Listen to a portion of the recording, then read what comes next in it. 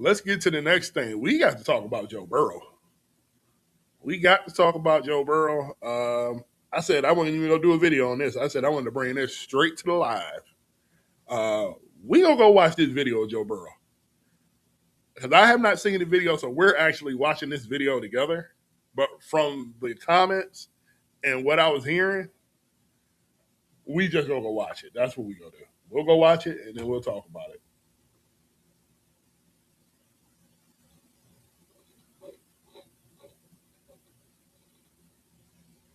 And this video is from Adam Schefter. Let's all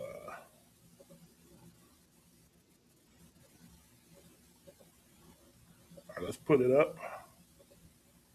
Get me out the way. Let's watch Joe Burrow talk a little bit.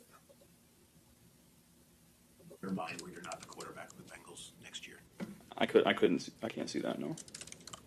Did you ever thought about the possibility of not being the quarterback here during your career, or You think about a lot of things. when you look at quarterbacks over the course of their time, great ones, Hayden, Brady, you kind of have to understand that you never know what this league will bring. And what did you learn from watching how their careers unfolded? Yeah, a lot of crazy things happen every year. Micah Parsons got traded right before the season. I think this year. That is something I hadn't seen in a long time in the NFL. So crazy things can happen. In your mind, where you're not the quarterback of the Bengals next year. I can't see.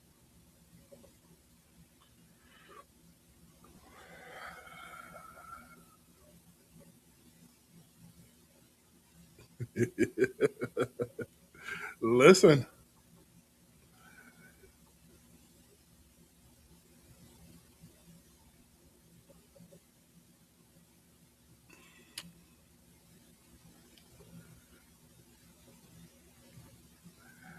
I wish I had my stream deck right now. It's about that time. Um, this was a conversation. I hate to keep saying I told you so, but I did a video on this some months ago. And it goes into the same conversation that we just had about Tua.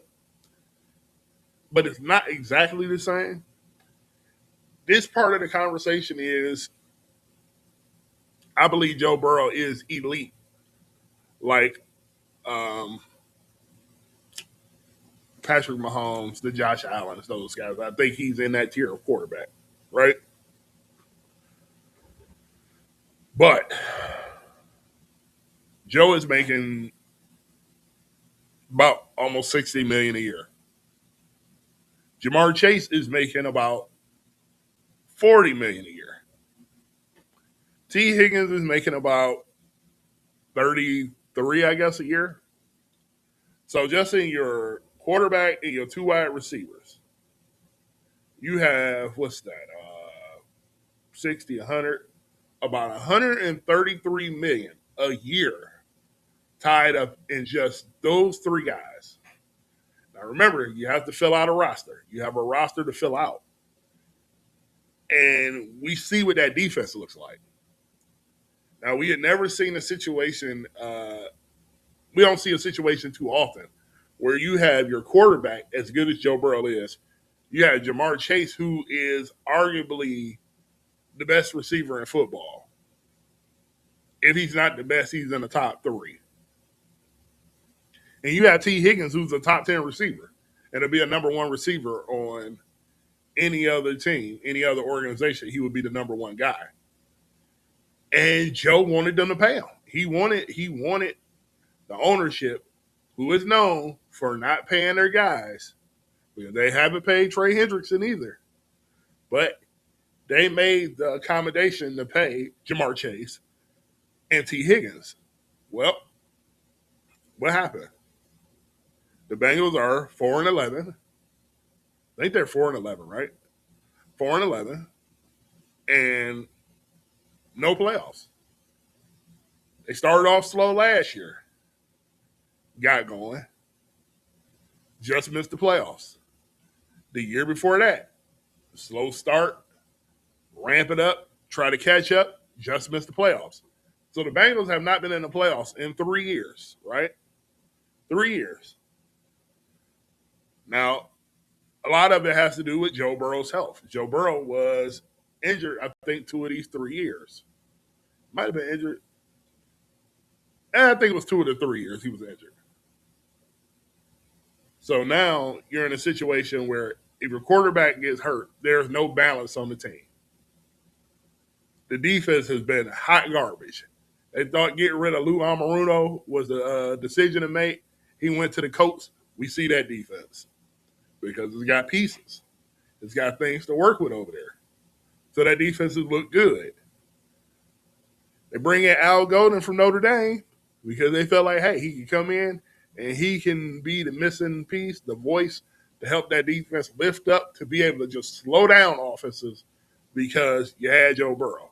Well, in this 2025 season, you got a hurt Joe Burrow who was out for a while with a wicked turf toe injury. He was out for a while. You got Joe Flacco. You traded for Joe Flacco to come in. Joe did well for a minute, but the defense was bad, so they was losing games. In comes Joe Burrow. He looks okay, but then he's having, he had kind of a backslide. Couple pick sixes, cost him games. So in a nutshell, what's being said here is if that offense is not perfect, because they don't even have a running game. Outside of the game that Chase Brown had against the Steelers, they don't have a running game. So they don't have a running game. You got to lean completely on the offense on the air attack. And if the air attack ain't working, they're cooked. The Bengals are cooked. And their defense has just got more holes in it than Swiss cheese. Shamar Stewart has not been a staple point for that defense. He has come in and he's been relatively quiet. But it's not like he had a whole bunch of starts where he was at Texas A&M. He looks the part, but can he be the part? That may take some time. Then Trey Hendrickson, you got his situation. They fought and held out, and contract negotiations was what they were. And then by the time he got back on the field, he was hurt. At least that's what they say. So he didn't get paid. So you got a defense down, a defensive player of the year candidate, and Trey Hendrickson. So you're not getting a pass rush. Then you're backing a suspect. That is a means for disaster. Now they're trying to sit Joe Burrow, and Joe Burrow does not want to sit. Joe Burrow wants to play. If I'm the organization too, I don't really want Joe Burrow playing. But at the same time, if I'm Joe Burrow and I've missed all this time, I just want to touch the football and get out there and get some type of rhythm because he has not been in a rhythm. Every time he starts to get going, he gets injured. So I can see it from both sides of the coin. And to what I say after that is if they can't have a meaningful draft, this upcoming draft, this 2026 draft, this is my reasonings on it because they're not going to fire Zach Taylor according to James Rapine, big time beat reporter for him, I think for Sports Illustrated, if I'm not mistaken. He said they're not going to fire Zach Taylor and they're not going to fire Duke Tobin, the GM, because he's like family to the Brown family. So they're not firing none of these guys. And I told you, by the way, this is a very frugal organization. So you're going to be there until your contract's up. If I'm Joe Burrow in this situation now,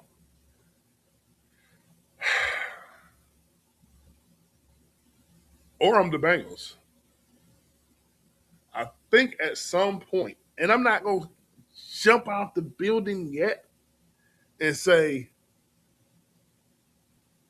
somebody should ask for a trade or he should be traded, but I'm starting to lean that way. And I think that's what he's saying at this point, too. Like, he doesn't mind if a trade happens, in my opinion. I think that's where he's at.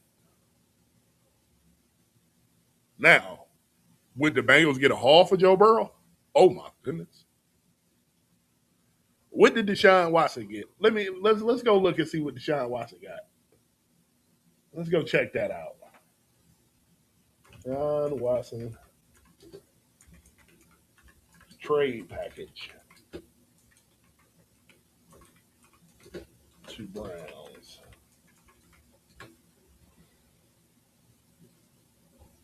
So let me pull this up for everybody can see this. Do you see this? Cleveland gave up first round pick, one, two, three, three first round picks, a third, and two fourths.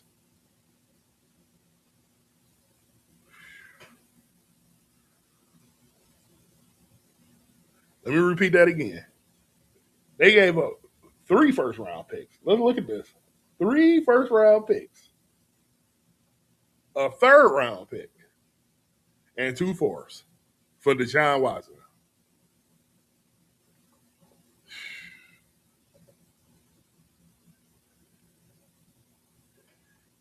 If you're the Cincinnati Bengals GM, let me know in the chat. Would you trade Joe Burrow? If you're in a situation right now where you got Tee Higgins, you got Jamar Chase, you got Gesicki, you got the weapons. Now, hear me out. This is crazy. Hear me out. If you're the GM and you traded Joe Burrow for what we just showed for Deshaun Watson, and let's just say you can get a competent quarterback in. Competent. We ain't saying he got to be nothing great. Let's just say, I don't know, maybe you bring Joe Flacco back for another year. I don't know. Joe Flacco, whoever the quarterback is that you feel like could be efficient because he got all these weapons. Then we go draft a running back. Let's just go say, because we got all this money tied up, we go draft a Jeremiah Love from Notre Dame. And we added Jeremiah Love from Notre Dame or Breece Hall with those weapons. Now, this is if I was to trade Joe Burrow. Now, remember, we are in a situation where we are what? 4-11? Let's see what the Bengals record is.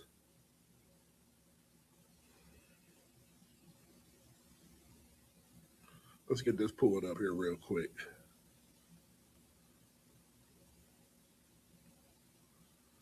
Bengals record.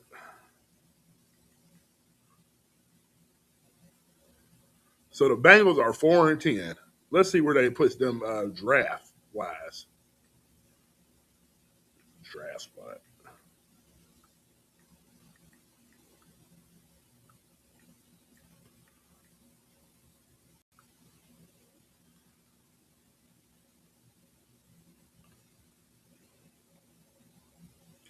Right now, that would put the Bengals in the 9th spot.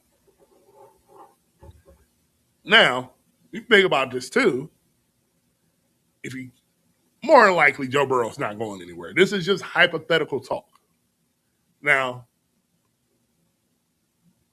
you can still go draft a Jeremiah Love at the 9th pick. Now, I know people are going to, the analytics people are going to say, you can always draft the running back and all this other stuff. I get the analytics. I'm good with the analytics too, but I'm about the eye test too. Jeremiah Love is a game changer. He gets the ball out the backfield. We see all the athletic, freakish stuff that he can do when the ball is in his hands. He's just really that good of an athlete and that good of a running back, in my opinion, that on that Cincinnati Bengals team, you add him as a piece, they will be off and running with Joe Burrow because they'll be able to control the clock and get that defense a chance to, I don't know, make a play here and there, maybe. Let's just with Joe Burrow. But even without Joe Burrow, you got a top 10 pick. And let's say, Joe Burrow is available. Let's just say Duke Tobin makes him available. Well, what are the quarterback needy teams that would take on a Joe Burrow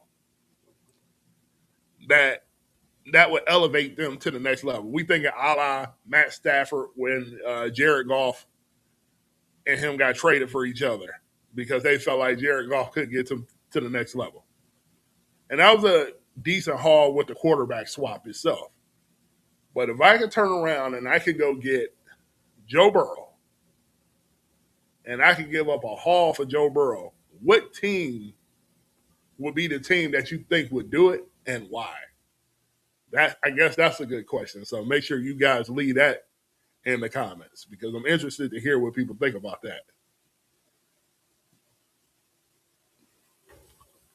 Because the way Joe Burrow was talking, he's talking as if it may be some type of trade in the works. Or he wouldn't mind going somewhere else. Here's one. We get another Cincinnati to Arizona deal. First, it was Carson Palmer who went out to the desert. Would Joe Burrow go out to the desert? You got Marvin Harrison out there. You got what's the tight end out there? Trey. Why I can't think of names right now. Let's see. I know y'all like, hey, he out here playing Madden. All right, Trey McBride. So you got Marvin Harrison, Trey McBride. What's the other receiver out there? But they got a decent repertoire out there. I mean, we just saw Jacoby Brissett throw for almost like 500 yards or like 60 passes out there. So they got a decent weaponry out there. Then what if you figure out a way to flip maybe Kyler Murray to Cincinnati? And then he can go play with those weapons. And maybe instead of sending 3 first-round picks, you send 2 in Kyler Murray's contract for Joe Burrow's contract. That could be interesting. And that's just one scenario. Like I said, I know it sounds like we playing NFL Madden right now.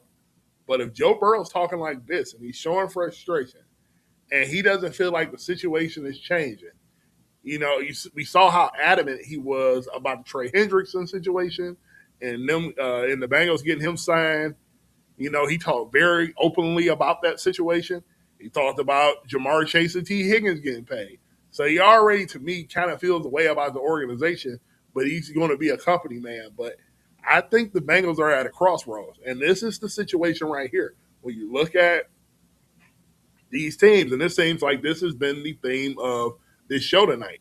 When you're paying these guys the type of money that you're paying them, if they're not producing in those first 2 years, or whatever the case may be, because when I pay a quarterback $60 million, $55 or $50 million, that means that you're the man. And that means that you are the guy that can take this team to the next level.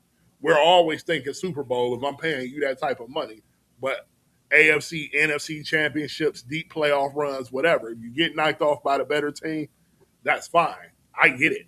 You know, that's just part of the game. But when we're not making the playoffs, now we're about to have a whole nother discussion. And as much as I like Joe Burrow a lot. He is one of my favorite quarterbacks. But you're still 3 years in, regardless of the injuries or whatever, just bad luck, period. I get it totally. But you're still not winning and you're still getting paid. Everybody on the team is still getting paid, and they're getting paid a lot of money. And you're getting paid a lot of money to not fill those seats for playoff times. For the owners can then make some extra money back. See, that's the business part you bring in. So you got to kind of look at that situation and say, hey, you know, I know Joe's really good. Damn near great. But whether it's a black cat running across Cincinnati Stadium or what, either he can't stay healthy or just something goes wrong. So at this point now, do they make a clean break? Y'all let me know, because I would love to hear from you guys. Let me know if is Joe Burrow tradable in your eyes? Now, again, like I said, will GM Duke Tobin look at that? Are they even thinking about trading Joe Burrow? Maybe. We'll see. We will see. But let's see if we got anything else